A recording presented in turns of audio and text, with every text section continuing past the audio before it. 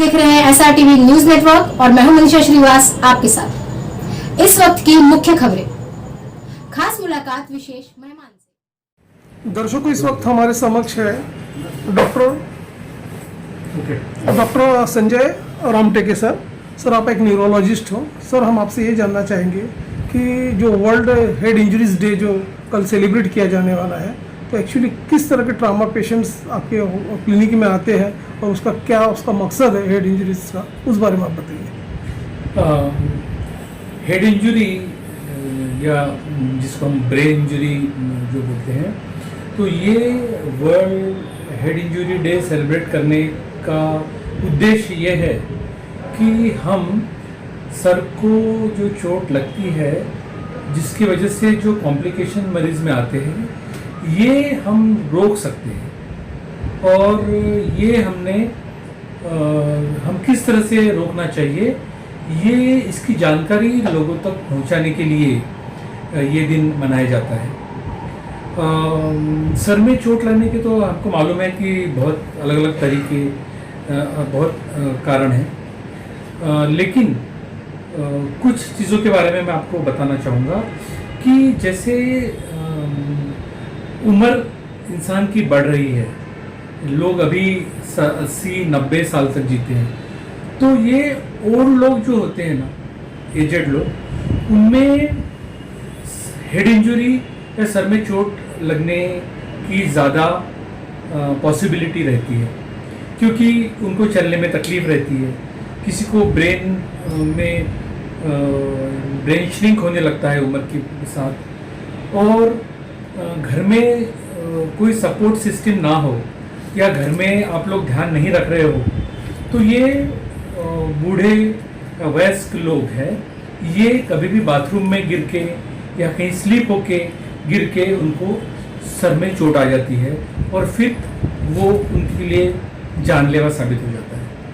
तो हमको ये ध्यान रखना चाहिए कि जो ओल्ड लोग हैं, जिनको चलने में दिक्कत है या फिर जिनका दिमाग थोड़ा कमज़ोर हो रहा है, या किसी को पैरालिटिक माइल्ड अटैक होके गया है, या जिनको पार्किंसन की बीमारी है, तो इन लोगों के लिए विशेष ध्यान रखना चाहिए घर में, ताकि आपके घर में बाथरूम में ऐसी चीज़ ना हो जो थोड़ा भी बैलेंस जाए तो सर पे चोट लगे। दीवार की किनार हो या फर्श हो, तो या फिर बेड से उतरते समय बेड का किनार हो, बहुत सारी चीज़ें आपने इस तरह से अरेंज करनी चाहिए ताकि उनको कभी हेड इंजरी ना हो, स्लिपरी ना हो, टाइल्स आपकी स्लिपरी ना हो जिससे वो फिसल के गिर जाए। या फिर रात को उठाकर जब किसी को हम लोग बाथरूम ले जाते हैं, तो कभी कभी वो सब लोग सोए हैं तो वो खुद अकेले जाने की कोशिश करते हैं और उस चक्कर में बहुत बार उनको हेड इंजरी हो जाती है। तो हम बाकी लोगों को ये ध्यान रखने की ज़रूरत है कि जो उम्र के ज़्यादा लोग हैं उनको हेड इंजरी हम लोग प्रिवेंट कैसे कर सकते हैं, ये बहुत ज़रूरी है। सर, अमूमन ये भी देखा गया है कि जो ओल्ड एज पर्सन जो होते हैं, जो जेनेटिक पेशेंट होते हैं, उनमें सिर के तरफ उनको ब्लड सर्कुलेशन नहीं पहुंचता, या ऐसा है कि ब्लड वेसल्स में कुछ क्लॉट निर्माण होते हैं, तो उसको भी देखा गया कि ब्रेन का नर्विंग सिस्टम पे भी काफ़ी इफेक्ट होता है। तो ऐसा जो इफेक्ट होता है, तो ये किस तरह का एक प्रकार से ब्रेन से रिलेटेड कुछ इंजरी है क्या, ये उस बारे में बताइए। हाँ, कभी बहुत बार ज़्यादातर क्या हो जाता है कि पेशेंट को या एल्डरली पर्सन को, उम्र के ज़्यादा वाले, ब्रेन में क्लॉट आ जाता है या ब्रेन में हल्की नस फट जाती है, या फिर एकदम बीपी लो होने की वजह से या कार्डियक प्रॉब्लम होने से उनका संतुलन बिगड़ जाता है और वो धड़ाम से गिर जाते हैं, उनको चोट आ जाती है। तो बहुत बार ज़्यादातर हमको क्या लगता है कि ये गिरने की वजह से हुआ, तो एक्चुअली वो पैरालिटिक अटैक रहता है और अटैक के बाद वो गिर जाते हैं।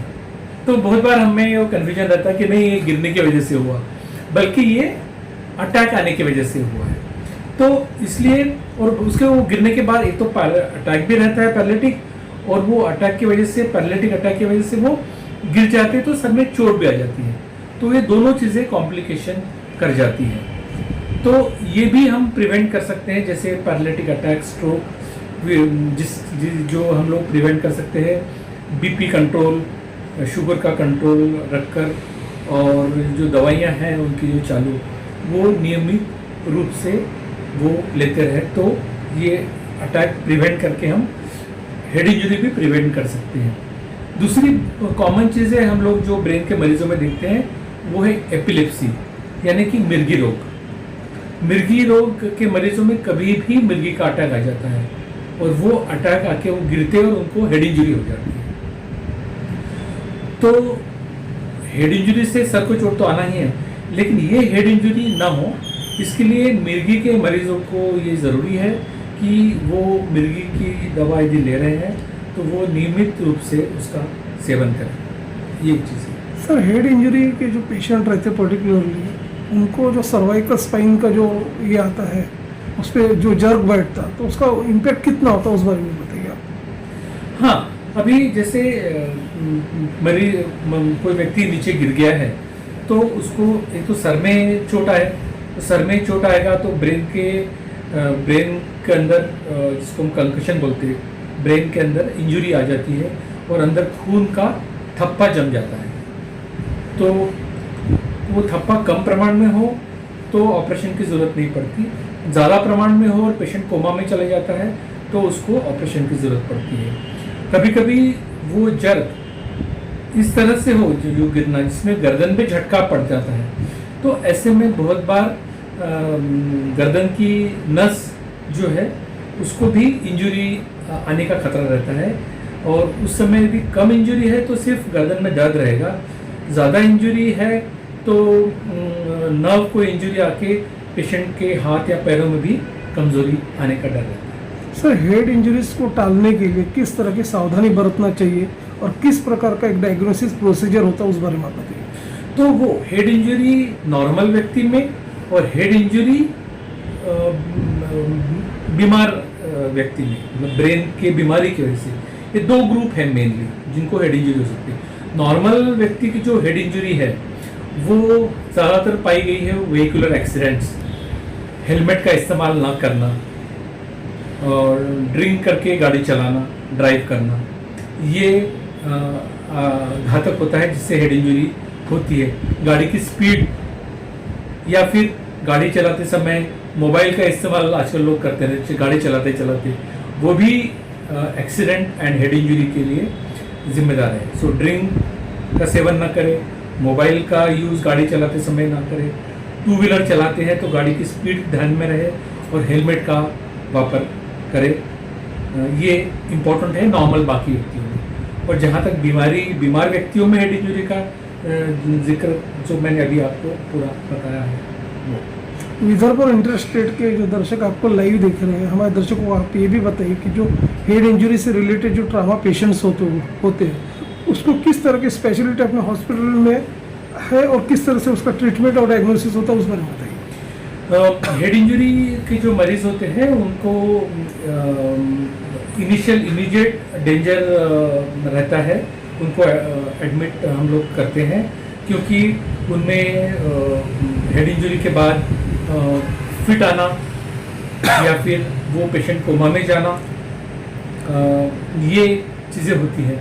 तो इनको एडमिट करके हमको ये ऑब्जर्व करना पड़ता है कहीं मरीज़ कोमा में तो नहीं जा रहा है, कहीं ब्रेन के अंदर खून की थप्पी जमने की वजह से प्रेशर बढ़ रहा है और वो धीरे धीरे वो और सीरियस तो नहीं हो रहा है। ये सब चीज़ें हैं, इसके लिए तुरंत सीटी स्कैन हम करवा के देखते हैं कि अंदरूनी ब्रेन की क्या अवस्था है। ज़रूरत पड़ने पर उस सीटी स्कैन हम 24 घंटे बाद रिपीट भी करते हैं। और कभी कभी ज़्यादा चोट होने पर न्यूरोसर्जन को बुलाकर सर्जरी करने की भी ज़रूरत पड़ती है, जिसको हम लोग सबड्यूरल हेमाटोमा के मरीज बोलते हैं। या फिर ब्रेन का प्रेशर बहुत ज़्यादा हो और वो पेशेंट कोमा में जा रहा हो, ऐसे समय भी उनको ऑपरेशन की ज़रूरत पड़ती है। सर, जैसे कि आपने हेड इंजरी से रिलेटेड जो डायग्नोसिस प्रोसीजर बताया हुआ है, हमारे जो दर्शक आपको लाइव देख रहे हैं, यदि वो दर्शकों को किसी प्रकार का हेड इंजरी से रिलेटेड कुछ डिजीज़ हो तो ऐसे व्यक्ति यदि आपसे संपर्क करना चाहे तो पर्टिकुलर उन्होंने कहाँ संपर्क करना चाहिए, उस बारे में आप बताइए। मेरे बारे में आप पूछेंगे तो मैं Jasleen hospital Panchsheel square opposite big बाज़ार में रहता हूँ, हमारा क्लिनिक है। और मैं head of the department government super speciality hospital medical का जो है वहाँ पर head of the department of neurology हूँ। तो वहाँ भी हम लोग मरीज़ को देखते हैं और एडमिट करने की व्यवस्था भी हमारे पास है। सर एक आम बात की जाए तो हेल्थी लाइफस्टाइल, पर्टिकुलर ब्रेन को लाइफस्टाइल मॉडिफिकेशन में रखना है तो किस तरह का केयरफुल रहना चाहिए, उस बारे में बताइए। ब्रेन को हमको हरदम बचा के रखना चाहिए। किस समय कब धोखा हो जाए और हमारे ब्रेन को चोट आ जाए, तो इसलिए हमको हरदम अलर्ट यानी कि सावधान मोड में रहना चाहिए। हरदम मतलब बहुत जागरूक रहना चाहिए। हम चल रहे हैं, हम कहीं जा रहे हैं, हम लोग गाड़ी चला रहे हैं, तो पूरी सावधानी रहे कि हम अपनी सुरक्षा पूरी तरह से कर सकते हैं। कहीं भी हम लोग थोड़ा भी हमारा जैसे नज़र चुकी और दुर्घटना घटी